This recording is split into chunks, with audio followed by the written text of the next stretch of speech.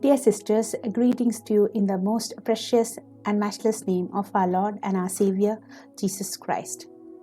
Our theme is growing and persevering, and our subject today is grief counseling. Why should you and I, who are going through some form of loss, grief, hurt, be carriers of comfort for others? There's a beautiful verse in Isaiah chapter 9, verse 6. He shall be called Wonderful Counselor, Mighty God, Everlasting Father, and Prince of Peace. Jesus Christ, the Wonderful Counselor, is the reason for us to help, to comfort, and console others in times of bereavement, in times of grief, in times of sickness, sorrows, hurts, and pains. Another verse we find in 2 Corinthians chapter 1, verse 3. Blessed be the God and Father of our Lord Jesus Christ, the Father of mercies and God of all comfort, who comforts us in all our afflictions, so that we will be able to comfort those who are in any affliction. Why do we have to comfort others? Because God has comforted us. Because God has comforted us. In grief counseling, which is a very big subject, there are few things as a beginner I would like to share with you. There are many things in detail that can be discussed, but today we will discuss only the first aid for a psychological hurt, the first aid when someone goes through a mental imbalance or which is also called as grief, sorrow, or hurt, or pain. Number 1 is the ministry of presence. In Job chapter 2 verse 11, we read about Job's 4 friends and their ministry towards Job. How Job has gone through the loss of his children, and during this time his friends came to him. And we read there, for they had made an appointment together to come and mourn with him and to comfort him. And when they raised their eyes from afar and did not recognize him, they lifted their voices and wept. And each one tore his robe and sprinkled dust on his head towards heaven. So they sat down with him on the ground 7 days and 7 nights without speaking a word. No one spoke a word. Ministry of counseling is about being with someone who has gone through a loss. It doesn't have to be necessarily speaking. Usually people understand counseling as speaking or continuously saying something. No. It's more about listening. It's more about you being present there with the person who is going through bereavement. And Job's friends are an excellent example for this. Number 2, expect emotional outburst. People who are going through bereavement can be angry at you when you call them up. They may curse God, they may curse other people. How do we know that? Where do we see that? In Job chapter 3, in the following verses, we see Job chapter 3. After this, Job opened his mouth and cursed the day of his birth. Job, who was a very spiritual man, a righteous man according to God, a blameless man, he also used words not suitable for him. But it was a time of shock and bereavement for him that we have to understand. So irrespective of how godly you are or how godly the person who has experienced loss is, there may be words of anger, depression, loss of faith, or something of that sort. Another thing we have to be very careful when counseling or being with a person who is experiencing bereavement is blame and guilt. In John chapter 11, we see Lazarus died, and Mary and Martha, they are going through a time of bereavement. And when Jesus arrives at the scene, we have to see how Mary and Martha responded. Verse 21, Martha said to Jesus, "If you had been here, my brother would not have died." In a way, she is kind of complaining and blaming Jesus for not being there. What was Mary's response? We see later. She also said, in other words, "Lord, if you were here, my brother would not have died." So remember, people who go through bereavements will have a time of blaming someone, some organization, something. And they may blame you who has gone there to be a help. They may blame you for being absent, not calling up early. But remember that this is normal. People do that out of the shock and pain of death or sickness. In John chapter 11, we further see Jesus is telling her in verse 23, John chapter 11 verse 23, "Your brother will rise again." And this is Jesus telling her. And she is telling, Martha is answering, "I know he will rise again in the resurrection at the last day." But Jesus continues and tells her, "I am the resurrection and the life. The one who believes in me will live even though they die." The irony is, life, Jesus' life himself, resurrection himself, is telling Martha that her brother will rise. But at the moment of, in that moment where she is going through a lot of pain, she is not ready to believe even the words of Jesus Christ. So, while we are with people and we are helping someone go through this season of bereavement, you may be using verses from the Bible to help someone. They may not believe you. They will not believe any of these words because it's not going inside. It's not sinking deeper. And that's normal, something very normal which you have to understand. Another point is we have to learn to weep with those who weep.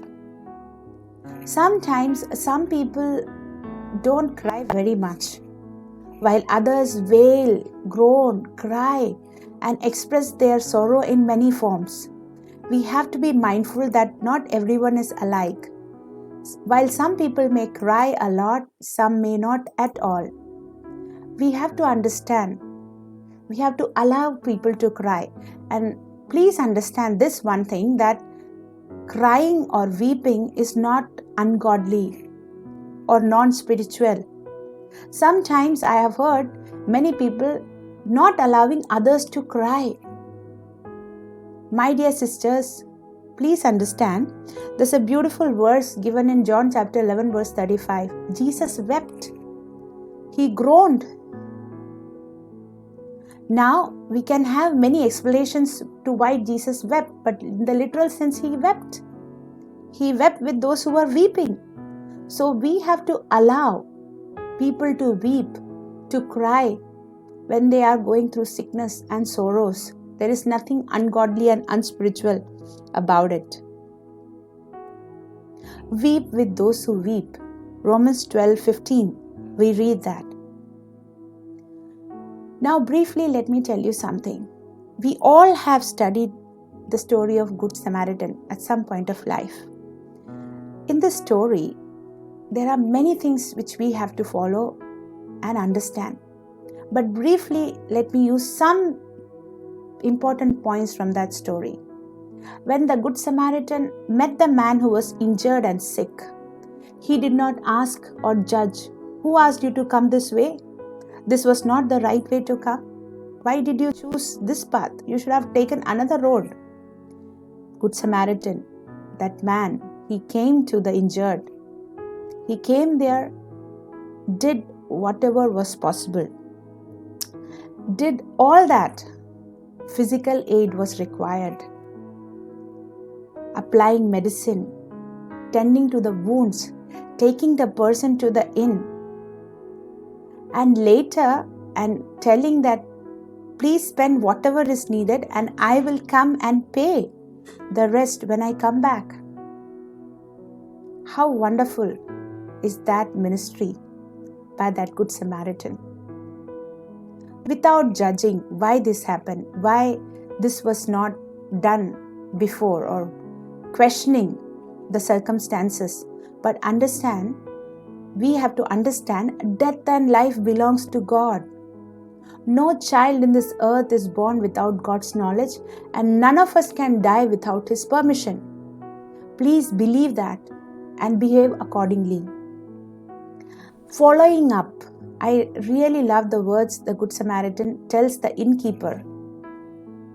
Spend and use how much money you need. Please do everything that is needful. I will pay when I come back. That means he is going to come back. So, it's very important that we are there with the person who is experiencing some grief and bereavement. At the same time, we have to follow up. We have to call that person again and again and check, how can I help you? How are you? What happened? How was your day? There are some things which we have to do other than following up, is to note for some red flags where the person really needs some psychiatric help. Mourning is different for different people. Some people mourn for a week or 2 and 2 months, 2 years. But how do you understand that this person needs to go through a counselor or through some medical help? In about 1 month, the person should be able to do their daily chores by themselves. That is, to clean themselves up, brush their teeth, take bath, not to forget eating food. If that is not resumed in a month or 2, that tells us that person needs more help, more medical help, and that you have to take that person to a counseling center or to a doctor. Another one is suicidal tendency. When someone goes through bereavement, there are chances of a person feeling that life has no more sense, life is not valuable, better is to die. That is normal. But when you follow up and if you find the person talking more about death, his or her death, than about life, talking about the dead person is fine. People do that, and in one way or the other, you should also, as a comforter and counselor, be able to ask other or encourage the person, your friend, to say more about the person who is no more. But if in all your talks you will find that death is being discussed more, that is another red flag that this person needs some medical psychiatric help. Dear sisters, this is a time where so many of us are going through loss, hurt and pains. Some will go through it without much trouble, while others we may lose them to depression, addictions, or even to suicidal tendencies. So I encourage all of you to consider counseling, consider grief counseling as a very important aspect of ministry. There is a lot to read up about grief counseling, but just providing the first aid, being there, listening to the person, doing help where it's most needed, and telling and sharing from the Word of God appropriately will really save a soul, can really save somebody from discouragement, depression, and many other psychological problems. And thus we can save our sisters, our society